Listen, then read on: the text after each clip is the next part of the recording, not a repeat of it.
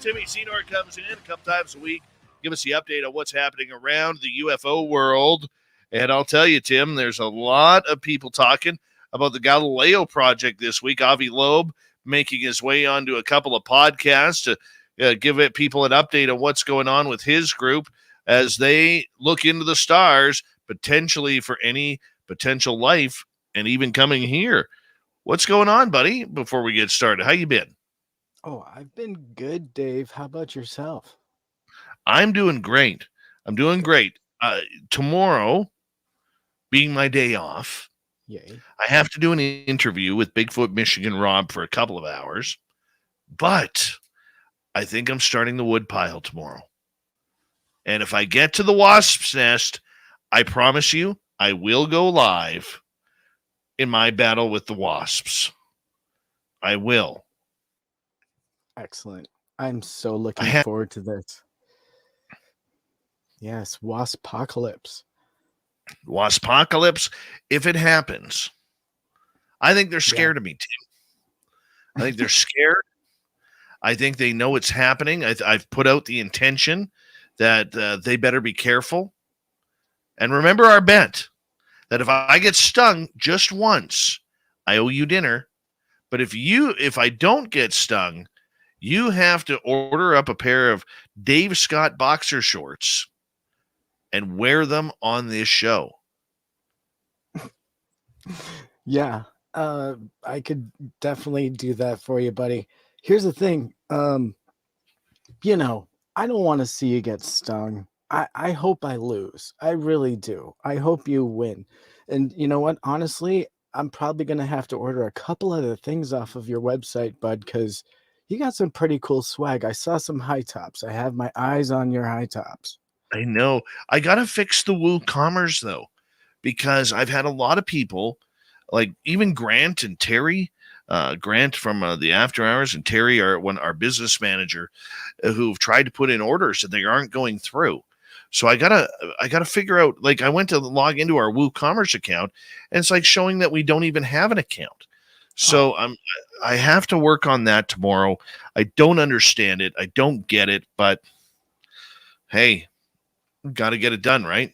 Details, right? Right. For non-computer guy. And if you've seen how convoluted and how impossible WooCommerce website is, you'll understand that my anxiety tomorrow is going to go through the bloody roof. You should delegate this. This screams delegation all over it, my friend. Yeah. Well, I'm going to talk to our web guy. Good. I'm going to talk to our web guy. Good. And hopefully he's not too busy to take my message and get through it. Hopefully. There you go. Well, back to the news. I'll tell you what, I was excited to see Galileo project back in the headlines. And so just to kick things off, the Galileo project, obviously, as we know, is a scientific search program for extraterrestrial equipment near Earth. So the project was publicly announced 1 month after the ODNI report to the U.S. Congress about the unidentified aerial phenomenon program starting back in June of 2021. So the Galileo project is a new type of research initiative, though. And so just to break that down, existing astronomical observatories target objects at great distances and have a limited field of view, limiting the amount of space that they can view in the sky. Whereas the Galileo project aims to monitor the entire sky continuously and study fast-moving objects in the vicinity of the Earth. It's an astronomy project, since it analyzes data obtained by telescopes and searches for interstellar objects that originate outside the solar system. It's a novel observing strategy employing state-of-the-art cameras and computers. And so back in the news with some new pieces of this project,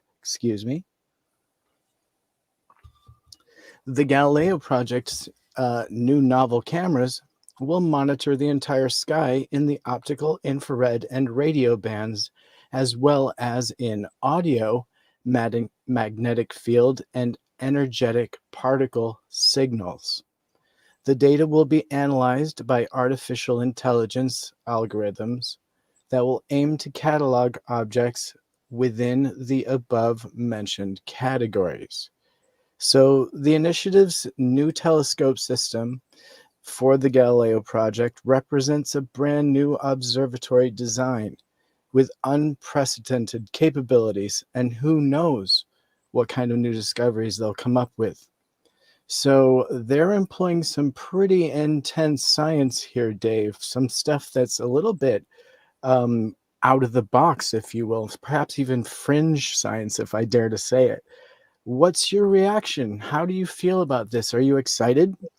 I am excited about this, and I will tell you why. I want, when Avi Loeb from Harvard University came out in 2017, 2018, when Oumuamua was flying by, he was brave enough to say to his fellow scientists and astrophysicists, we don't know what this is. We can't classify it as a meteor or an asteroid because it's not acting like one that we have ever seen or recorded. And he said, maybe, just maybe, this could potentially be a spacecraft flying through our solar system. And he took a lot of heat over this, Tim. You know that anybody who's followed the history of Avi Loeb in this field knows he took a lot of heat over that. People laughing at him, people saying, "Are you crazy? Like, come on, Avi, like get your head out of your butt. Aliens aren't traveling here and there's no evidence, there is no proof." But he stuck to his guns, Tim. He stuck to his guns, and you know what? I think it paid off. I did. And then he put a powerhouse team together of scientists, of government officials, which we now know as the Galileo Project. And he is turning up the jets because he wants to see what else is out there. And look, I may not agree with a lot of his picks. I don't think Lou Elizondo should be there. I don't think Chris Mellon should be there. There's no need for them. I don't think the head of SETI research, Search for Extraterrestrial Intelligence, which is a NASA-funded program, Seth Stoshak, should be there. I don't believe that at all. But you know what? We could nitpick anybody. Hey, I'm a sports fan. I could go on my teams of choice and say, what the hell is this guy doing here? Why did we pick up that guy? Why don't we have enough players like this? We're never going to fully agree on what is going on. However, Loeb has the right idea and the right actions, and he's getting money to support this cause. As long as they keep focused, that is going to be wonderful. The other issue that I have with this entire project, Tim, is, and I'm curious your opinion on it as well. What scares me about the Galileo project is every time one of these groups comes out, Tim, one of the things that they say to the public is, we have to be transparent. We have to keep the public in mind. We have to keep the public open to our findings, and we're going to talk to the public, and we're going to be open and honest and everything you would want to hear on a Tinder account. Okay. And yet we don't know what they're going to keep from us. We don't know what's going to get into the hands of the public if they find anything, or what's going to go straight into the government coffers. Because in the end, no matter what we say, Tim, and no matter how good the intentions are, it comes down to money, it comes down to funding, and it comes down to the fact that Avi Loeb has added a lot of people with NDAs who have a very specific interest in this category. Yeah. Yeah. And that's a lot of opinion and a lot to unpack. But just to start off, I agree with you on a lot of this. However, a lot of it, I do have some alternate opinions for you. So And I want to hear let's them. dig in. Let's dig in. So to start off, I definitely feel like this is a well-timed program. Yes. So the temperature is perfect for something like this to get funded and put together. And we know that Avi is a very creative, out of the box thinking individual. We've seen him in the public purview plenty. He's done lots of interviews on how he plans to move forward with the project. The fact that he's using students and interns, I feel that's a part of his transparency, if you will, because those students are pivotal to his work. And so, again, a lot of his things are public. Every move that he makes is really public. So I feel that's a huge move towards transparency, no matter who he brings on his team. And so moving into obviously his choice in accepting help, I feel that that's absolutely necessary for somebody that is delving into a topic that is probably a little bit new to him, being an astronomer and a physicist. So, you know, you need to have skeptics on board, someone like Seth that has never seen evidence in his research that he speaks of, in his search for extraterrestrial intelligence, using his big ear radios and things across the planet.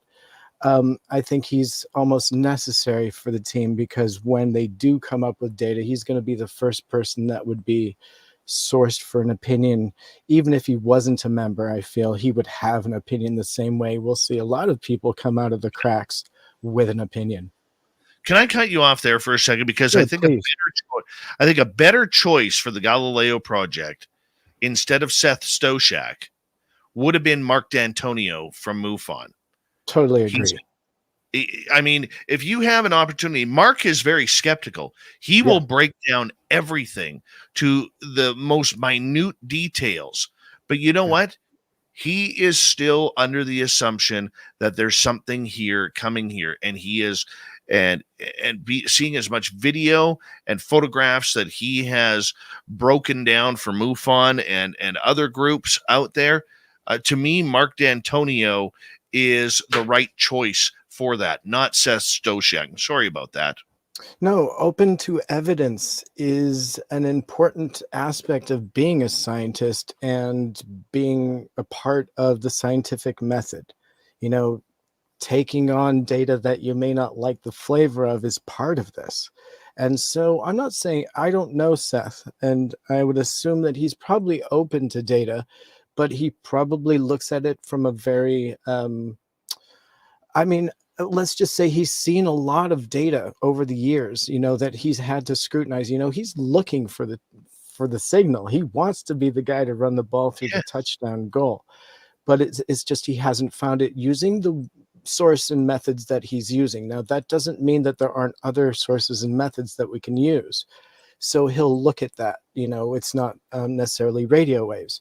Now, as far as my understanding goes, Galileo Project is independently funded by um, uh, anonymous individuals. And so I'm pretty sure that whatever that means, benefactors, it's led to independent funding, quote unquote. So, you know, we don't have governmental control here. This is a project that's being as transparent and led by a group of individuals that hope for transparency, I think, as much as possible.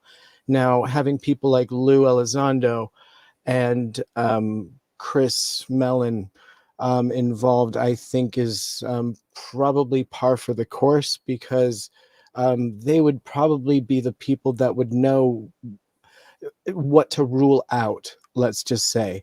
So you could run it by Lou and he'd be like, shrug and be like, let's not worry about this one because maybe it's one of ours.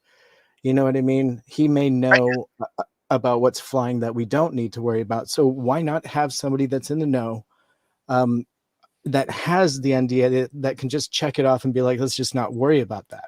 He doesn't have to give an explanation to that group, right? He can keep his NDA. So I think having somebody like that that understands what's flying that may be ours is crucial. So I understand why he's there. Having a balance of skeptics, neutral people, and then people that believe, obviously. And I'm not, I think Grant Cameron would be a great person to have on that team, whether he's being sourced or not.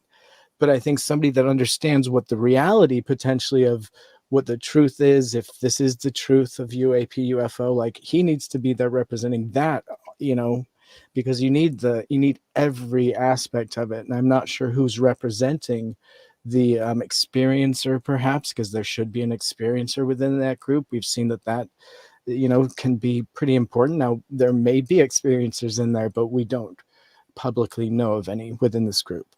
But transparency is obviously a big ticket item within Galileo project. And so I do see potential red flags, but all we can do is wait and see. We're starting to see some photographs roll out, some imagery, but no opinion yet behind any of the image or any data, but we're starting to see something.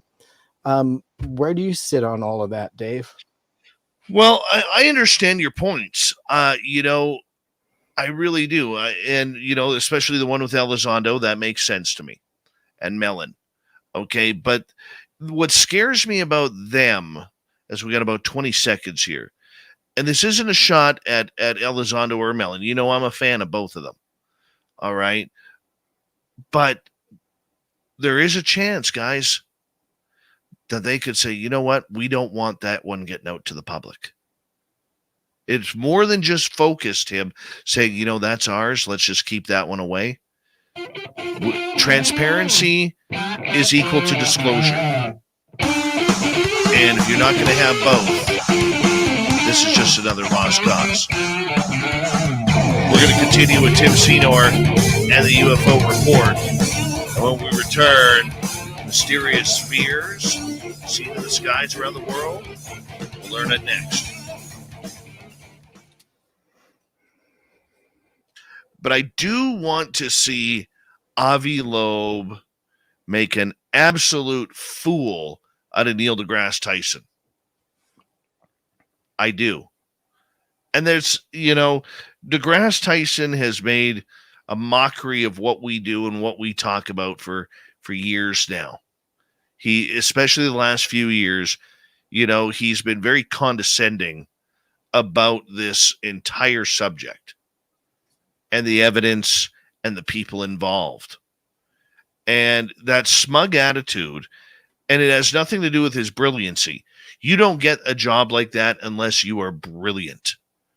Okay? And I think you would agree with me on that. But the smug attitude towards the UFO field and the researchers and the evidence, whether it's on video, whether it's governmental, whether it's anecdotal, it goes against the grain that everything science stands for. Yeah. And the idea that Avi Loeb has the exact same education and is not a dummy. People, when Harvard calls you, you're one of the best of the best of the best. And when they call you to teach at their program, you have to be in that top 1% of 1% in order to get a job there. Because A, it's big money, and B, they want the best. And they will scour the world. Ivy League schools will scour the world for the best. And it's an old school way of thinking, really, is what it is. It's the old school way of thinking where you're labeled something if you think a certain way. The same thinking where we saw Carl Sagan's 180-degree complete flip, where he suddenly just stopped talking about life outside of our solar system or off of our planet. Neil deGrasse Tyson kind of does the same thing, where it's a topic he would love to avoid, really, because I'm sure offline he ponders this deeply. But some people are still stuck by the old ways of thinking and the old math and the very old physics. And so if you can't get past the fact that we may be dealing with a math and physics we don't even know yet, and a lot of this isn't something that we can just simply explain away, no matter how much science we throw at it. It's going to be frustrating for people that are looking for that hard science data answer. Like, there isn't one answer for this. It's a phenomenon. It's not just one thing, and so Carl Sagan, Neil deGrasse Tyson, and potentially even Seth Shostak, because I understand he's a hardline skeptic, but he does want there to be that existence, obviously. But again, he hasn't seen the evidence. And so these people have formed a hard, not even a theory, really. I think that they've proven it to themselves. So now they're just trying to explain everything away that comes to them, as a skeptic would, or even a debunker, I guess we could even say would.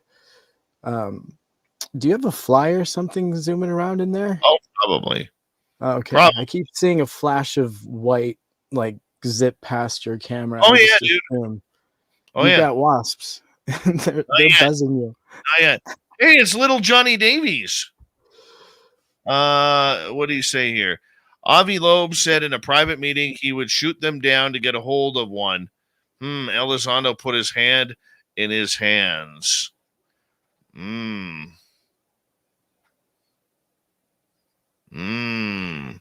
What else do you know there, little Johnny Davies?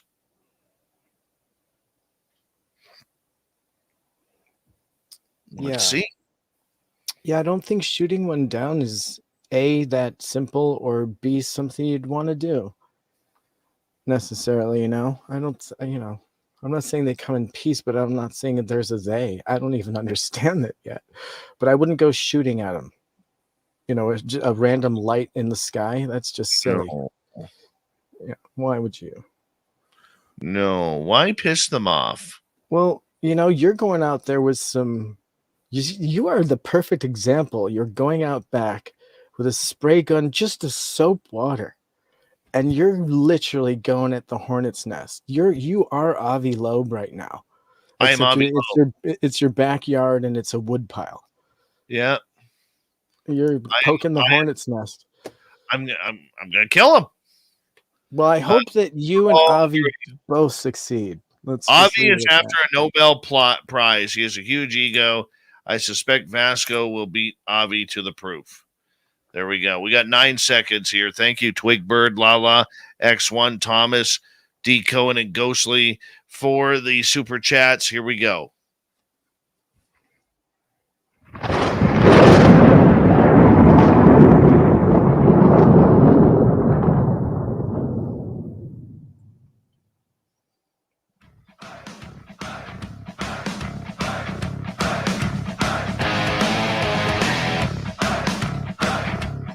We're on the third. We're heading for home tonight on Spaced Out Radio. Good to have you with us. My name is Dave Scott. Very much appreciate earning your listening ears. Reminder to all of you that if you missed most of this show or others, check out our free archives by going to youtube.com/Spaced Out Radio. Do old Davey the favor, hit that subscribe button. Our website, spacedoutradio.com. We have a plethora of features for you. Rock out to Bumblefoot, read Shirky Poo's Newswire. Check out our swag as well. Follow us on Twitter at Spaced Out Radio, Instagram at Spaced Out Radio Show, and on TikTok at Spaced Out Radio. All right, Tim Seanor is here for the UFO Report, and we're going to get into a story of people around the world seeing mysterious objects in the sky. Tim, break this down for us. That's right. Mysterious spheres are falling from the sky all around the world as recently as last month. And so this phenomenon has been observed for hundreds of years. But what kind of metal balls are they? And where are they coming from? Still remains a mystery. Just as recently as July 31st, another mysterious sphere fell in Mexico. The inhabitants of Veracruz watched a ball fall from the sky, the material of which was purely visually determined to be a metal or hard plastic. The ball has a yellowish color and some kind of process resembling an antenna. Local residents were forbidden to approach the crash site, and the military quickly took the ball and examined the crash site, but no comments have yet been made about what it is. So prior to this, the fall of this was observed in 1966 in Arkansas. Another object resembling a sphere fell before the eyes of eyewitnesses from an absolutely clear sky. The ball had a diameter of about 30 centimeters. And then again, in 1963, 3 similar balls were found in an Australian desert, and all of them had absolutely no damage. In 1969, Argentine researcher A. Schneider demonstrated a similar ball with a diameter of 22 centimeters found in Argentina. In front of journalists, cameras, and onlookers, he unsuccessfully tried to damage the surface of the ball for about half an hour, but no mechanical action left even a scratch on the surface of the sphere. Some believe that the sphere may be part of some satellite or other flying machine or mechanism.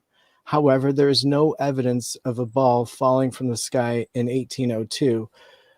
There is evidence of another ball falling from the sky in 1802 near Leiden in Netherlands, when the sky was not yet mastered by men. So local residents found a metal ball on the field and took it to Leiden University, which was quite advanced for those times. Scientists could not understand what kind of ball it was and from what it was. It was kept at the university until the Napoleonic soldiers dragged it away, after which the trace of the mysterious ball was lost.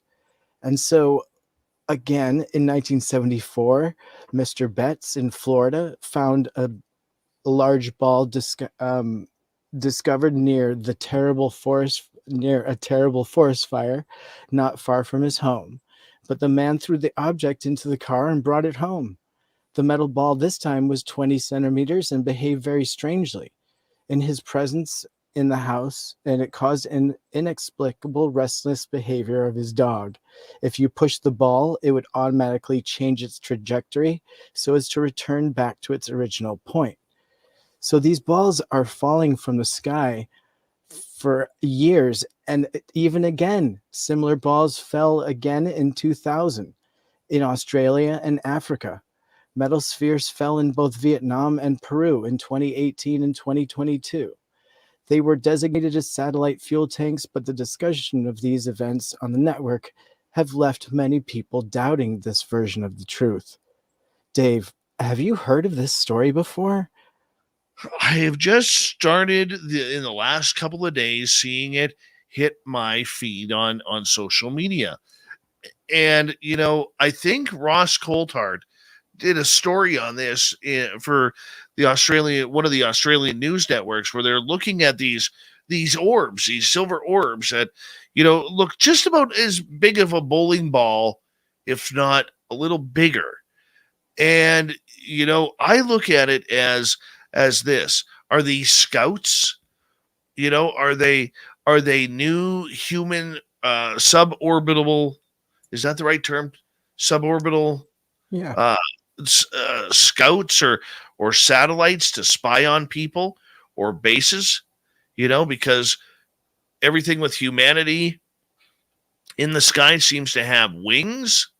However, these are just round orbs, or are they something else? And this is where I'm kind of a little confused by it all, because I really don't know what to make of this, Tim. I don't. I don't either. I absolutely don't. And the fact that they happened before man even mastered the skies, and recorded in history, I think weighs in pretty heavily as this being something kind of phenomenal, right? And some of the more recent ones really looked bizarre, yellow in color with an antenna on it. And that's just strange. And for them to just randomly fall into the desert in Australia, in the middle of nowhere in Africa, that tends to make me think it could be something that has fallen off of something, but it doesn't have any break-off points. They're perfectly round, and they appear to, literally have no rivets, just char marks as they've fallen through the atmosphere to Earth. So absolutely bizarre, a phenomenon by far, and I really can't wrap my head around it. If it's not man-made, I can't understand how naturally that could be happening. Do we get spherical meteorites like that? That's not, These something are we get, is it? round. This is the Yeah. problem. They are perfectly round. There's very few scratches on them, let alone dents or anything that would take away its circular pattern. Right. Right. And in one of these that I found here, a detailed study showed that the ball has as many as 4 magnetic poles, creates a magnetic field around itself, and emits radio waves. And inside it, it has 3 or more spherical elements. It's supposedly made out of steel, but with an admixture of some unknown element. So there's balls within inside the ball, and you can hear them when you roll it around. There's magnetic anomalies around it, and it has its own magnetic poles. So a compass points to it if you hold a compass near it, which is just kind of a mind blower. I don't know how that works naturally, or even if you could create something like that. What are you thinking, Tim? Do you think this is extraterrestrial? Well, I'm trying to think how it could happen in nature, because I think a lot of phenomenon is natural. This doesn't feel or sound like something natural. If it was steel, I would go man-made. But the fact that it's an admixture of a few elements, that tells me it's something else, potentially, because alloys typically are either definitely manipulated or natural, right? But they can happen naturally, but steel does not happen naturally. You're not getting natural steel. So, I mean, how would it end up falling in the middle of nowhere? Was it kicked off the space station as a test? Do we drop things out of satellites to test velocity? And are these a weapons test of some sort being dropped in on our planet from something roving around? Or is it absolutely like what you're saying, something phenomenal that's poking at us as the hornet's nest and taking a look at us? Maybe it is demonstrating something otherworldly. We just don't know. They seem to just be crashing to Earth. What's your gut? I don't know. I don't think it's something naturally made. It's too round. Okay, we haven't seen anything fall from space that is a perfect orb. I think this is one of two things, and I'm leaning towards some sort of humanized experimentation, maybe environmental experimentation, or something along those lines. Maybe it's military, or it's extraterrestrial. That's where I would lean with it. That's where I feel comfortable going. But then again, everything with me, Tim, is always aliens. It's a possibility. It's always a possibility with you, at least. So that's fair. Which leads us to topic number 3. Indeed. Indeed, it does. And so I will go ahead and just bring that up, which is what makes somewhere a UFO hotspot. This was a question that came up to me because I claim to know about hotspots, right? And so I was like, that's a great question. Is it a hotspot to an individual? Is it a well-known thing? Is it something that groups of people say and see, or is it something historical? How is something proved out? So, Dave, why don't you kick it off with what you think a hotspot is, and kind of maybe even the textbook definition, because I'm sure you're an expert. And then I'll kind of give you what my experience has been investigating them. I think there's hot spots all over. I think it has to do with ley lines. I think it also has to do with people who are gathering into certain areas to call the phenomena in. All right. You look at Sedona, Arizona. It's a very unique spiritual town. They seem to have a lot of hot spots. First Nations wise in Utah, where you were in the Uinta Basin. All right. There's a lot of magic happening there. and there's a lot of energy of people working on the phenomena that would bring it in. Okay, you look at where I live here in British Columbia, where near Vancouver, you have a couple things going on. You have a hotspot of black triangles in what they call the Fraser Valley, which is just southeast of Vancouver. You also have, if you follow David Paulides, the missing 411 phenomena. The number 2 spot in North America for missing people is the Cascade Mountain Range from Vancouver and Whistler all the way down to Mission, British Columbia, where I used to live. People just vanish. I think there are these spots right around the world that have some sort of energy barriers. You look at the forest in Romania where nothing grows, yet if you sit in the middle of that circle, in the middle of the forest, there's something demonic or evil that's going to come and get you. Japan has one too. The legend said. Japan. I mean, you look at all the people who use the suicide forest in Japan. Yeah. Why? At the base of Mount Fuji. Yeah. Yeah. They are attracted to the energy of death there. The world has all of these super spots, Stonehenge, pyramids, and I think they are energy sources that allow whatever the phenomena is to be attracted. But don't kid yourself here for a second. I think these can be created, Tim. If you bring enough people, and when I'm saying enough, I'm not saying 40, 50, 60, 100, 1,000 people. But if you get 4 or 5 or 10 people together with all of the same thinking in meditation, you can manifest. You can manifest encounters, paranormal, supernatural, ufological. You can manifest them. And I think you can open up these areas anywhere. Yeah. You're absolutely right on everything you just said. That was all 100. You nailed it. You absolutely nailed it. And I love what you're saying about ley lines, and that the people and intention, are important. Places, spiritual locations, having energy. I love that. There are definitely energy centers all over the globe, proven by the ancients. If ancient people were gathering there and there's ley lines and some kind of stone formation or artwork, more than likely you're looking at a place of special energy, like quite literally. And, a lot of these energies were designed to be portals, and people believed all kinds of things with portals, or vortexes, I think they were called, or Zendra, Xendra, I believe is another name for it, south of the border there.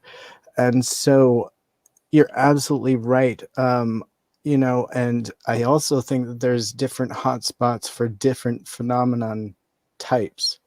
So, for example, like you're saying with David Paulides, places where people go missing, perhaps in these high energy vortexes, maybe.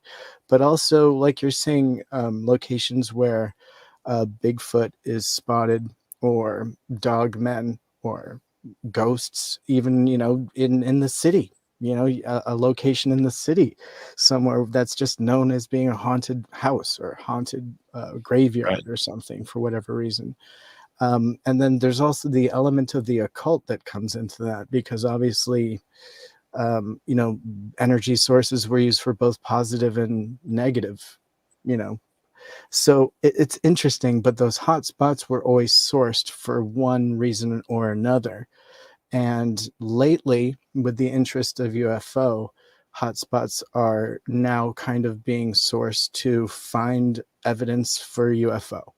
And so that's what, my personal experience has been, that I stumbled upon here in Oregon, a hotspot. And I wasn't sure at first whether it was just me, or if it was the team I went with, or the time of day, or if it was just the location. But I'm starting to realize that you're absolutely right. It wouldn't matter whether it was me or you or someone that didn't believe it's still taking place. It's just somebody that knows what to look for is more likely to come away with evidence, because that light in the sky might mean something different to both of us. Right. And And that's so the big thing again, right there, Tim. yeah. And so a hotspot again would be up to interpretation and the data that you're gathering from that hotspot. So it's a loose term, but I can definitely say that what I personally would consider a hotspot is somewhere that delivers consistent data, whether it may not always be the same, but it gives me information constantly, whether it's coming from the sky or the ground or the water or the people around just sensing things. I think all of that is information, you know. And especially in the Uinta Basin, we found that a lot of that data was migratory. So, Really? we'd find, yeah. So the phenomenon would kind of follow in kind of waves. It wouldn't necessarily be the same time of day, but we would get magnetic spikes in a field that we had been out there getting no spikes, nothing at all, just all base readings, ground readings. We'd go out one afternoon, massive spikes. And sure enough, later that day, we'd be capturing stuff all over the place and having weird experiences all around us. And you'd kind of feel it. It would be like, I don't know, a little bit hard to explain. And this kind of digs into the fringe a little bit. What you would call woo, I call fringe. And it's the same thing. It's just, when the hair stands up on the back of your neck and you're just kind of like, you're in a groove. You don't have to really plan things out. Things start to happen around you and you start to go into kind of like a more document phase. And you know what I mean? Where you're just like, okay, I need to get ready for something. And so you start Right. rolling cameras and you're just like, well, I don't know. And it's just one of those things. It's kind of hard to explain. The whole team experiences it at the same time, like you said, as a group. And so sometimes But you a brought hot up a good spot, point. please. You brought up a good point, though, Tim. And I don't even think you said it. And that is that a hotspot for me may not be a hotspot for you when you're here with me. I may see action all over the place. You see nothing. And vice versa if I'm at your hotspot. Yeah. Yeah. And I think intention plays deeply into it, and I always make sure to have on board somebody that hasn't had an experience in the world yet. Just because I've seen something, I kind of know what to look for and I can capture it relatively easily. Somebody that may not know what to look for, hasn't had an experience, simply doesn't know what to look for. And so they don't have the experience that I do, even if I point it out. And that in itself is data. I can see that. I can completely see that. Tim, we got about 35 seconds left in tonight's show. Hotspots. What give me one or two things that people should look for in a UFO hotspot? Right. Well, typically it'll have a history. And so whoever has lived in that area, there'll be a written history of it. So research the area absolutely before you consider something a hotspot. If the ancients walked there and considered it something important, then you can probably bet that it is still. That's a great roadmap. Ley lines are a great roadmap. And then again, just searching MUFON. Like you can kind of just go to MUFON's website and you can look at a current hotspot map, right? Just current sightings. And this is another great tool. Going online and looking at UFO tracking, which is all available on the internet, and it'll just show you current hotspots.